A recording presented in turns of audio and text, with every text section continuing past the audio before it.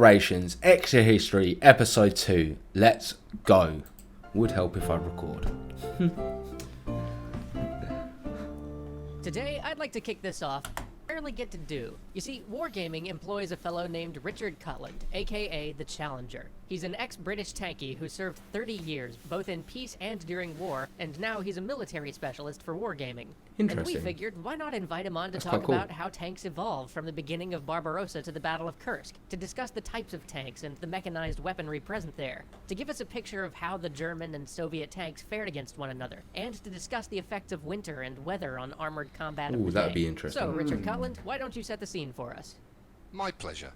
At the beginning of Operation Barbarossa, the Germans weren't expecting much from their opponents' tank forces, which were mostly composed of old T-26 and BTs. But little did they know the most advanced Soviet tank models, the brand new KV-1 and T-34, were actually superior to all German tanks. The German standard anti-tank weapons were found to be ineffective against these new Soviet vehicles. Still, these tanks were not available in great numbers. Their deployment was still incomplete when Barbarossa commenced. By 1941, the Red Army had deployed 1,000 T-34s and over 500 KV tanks, concentrated in only 5 of their 29 mechanized corps. Plus, the Soviet numerical advantage in heavy equipment was thoroughly offset by the superior training and organization of the Wehrmacht. Soviet tank units were rarely well equipped. They lacked training and logistical support. Units were sent into combat with no arrangements in place for refueling, ammunition, resupply, or personal replacement. Often, after a single engagement, units were destroyed or rendered ineffective. But on the German side, their few encounters with the powerful Soviet KV-1s and T-34s raised clear warning signs. They sent a special Panzer Commission to the Eastern Front on 20th of November 1941 to study and learn from the superior Russian T-34s. The Germans now realised the advantage of sloped armour, which either deflected or reduced the impact of armoured-piercing shells. They introduced longer guns for the Panzer IV and added side skirts to protect the vehicles from anti-tank rifles. By the summer of 1943, right in time for the Battle of Kursk, the Wehrmacht was being equipped with the fruits of this research. The Tiger and Panther tanks were introduced, as was the new Ferdinand tank destroyer. Hitler focused heavily on these new designs, which he believed were the key to victory and matched them with an increase in manpower. By the summer of 1943, 2/3 of the German army were based in Russia. That belief paid early dividends. When the Panther tank first appeared on the battlefields of the Eastern Front, the Soviets did not have an effective weapon to counter it. During the Battle of Kursk, it demonstrated that it could destroy any Soviet armoured fighting vehicle from long distance. As a result, it had a very high overall kill ratio, despite making up less than 7% of the estimated 2,400 to 2,700 total armoured fighting vehicles deployed by the Germans in this battle. But at the same time, it had been rushed to the field unready. Many units failed due to mechanical problems, and the Panther alone could not punch through the Soviets' layered defence system at Kursk. Even heavier tank designs like the Tiger were not a total win for Nazi Germany. While superior engineering-wise, they weren't easy to manufacture, which made them not suitable for wartime economics. I see, because once they were lost, heavy tanks aren't that hard to make. You just add more of everything. But they're expensive, and they're hard to maintain, and they bog down. So they're only useful in certain situations.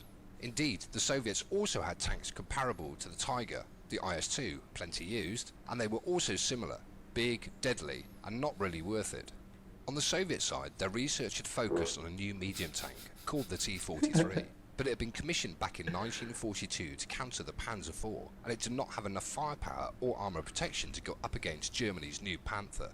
Many within the Soviet High Command believed the war effort would be better served by simply making more of the same T-34s that they'd introduced at the start of the war. T-34s had the advantage of being faster and more nimble than the larger German tanks. The Soviets used them to their advantage by massing tanks and running them at full speed against German positions. The Germans could destroy a Soviet tank before the Soviet tank could get into range, about 2 kilometers versus 1 kilometer.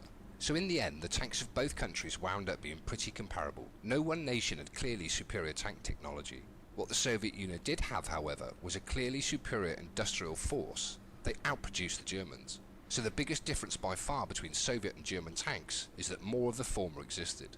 Their home terrain also gave the Soviets an advantage. The Kursk region was famous for its black earth, which produced considerable dust when dry. These huge dust clouds would cut off the powerful German air support from the battlefield, and since the Soviet defenders were stationary, they were able to set up better observation points to scout and target Yeah, Romans. that is interesting. Even when it rained, huge thunderstorms turned the ground into a muddy quagmire that halted the German offensive where speed was essential. The home ground advantage combined with preparation time had clearly played in the favour of the defenders. Now I'll kick it back to Dan, but first I want to say a huge thank you to the Extra History team. It's been an absolute privilege to work with you and to be part of this animated journey through history. To all the viewers, I wish you well and hope you find this series both entertaining and informative. And a final comment from the Royal Tank Regiment's motto, fear naught. Awesome. Thank you very much. Okay, now Nice, that that was we're a a cool little little more addition. familiar with the hardware involved, let's round this episode out with a little more of the run-up to what would so famously be known as the Battle of Kursk. Last we left off, German forces had been pushed back from Stalingrad. The Wehrmacht 6th Army had been surrounded and destroyed, and the Soviets had taken the offensive. But reeling from this defeat, Hitler finally gave full operational control to his general in charge of Army Group South, Erich von Manstein. Manstein decided to trade territory for time and accept retreat on a scale Hitler never would have the year before. His plan was Okay. to lure the Soviets forward until there was a time and place where he could pounce on an overextended Soviet line.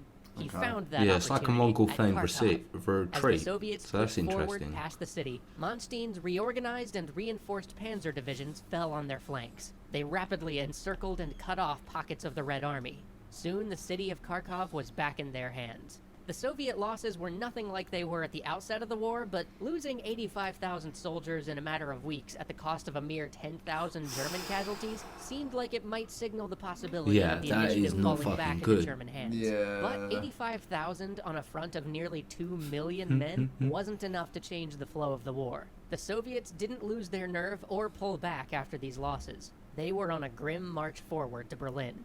Something else, something much more drastic would have to be done to put Germany back on the offensive.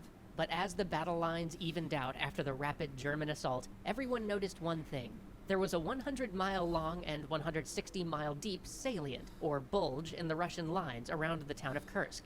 Cutting off this salient would strengthen the German position, deal a real blow to the Soviet army in the south, and if it could be done swiftly and decisively, return the initiative to the German forces. An attack on the Kursk salient was inevitable. It was just a matter of when. So join us next time for Operation Citadel, when the battle for Kursk begins. He's done it again. He's done it again. Stop doing this. Stop doing it. But it's extra videos for us to react to and extra content for you guys to watch. If you haven't already, head over to Extra History's channel. That link's in the description box down below. If you enjoyed our reaction, you know what you need to do. You need to like, comment, subscribe, hit that notification bell, and we will catch you in the next video. Stop farting. I'm sorry, I'm gassy.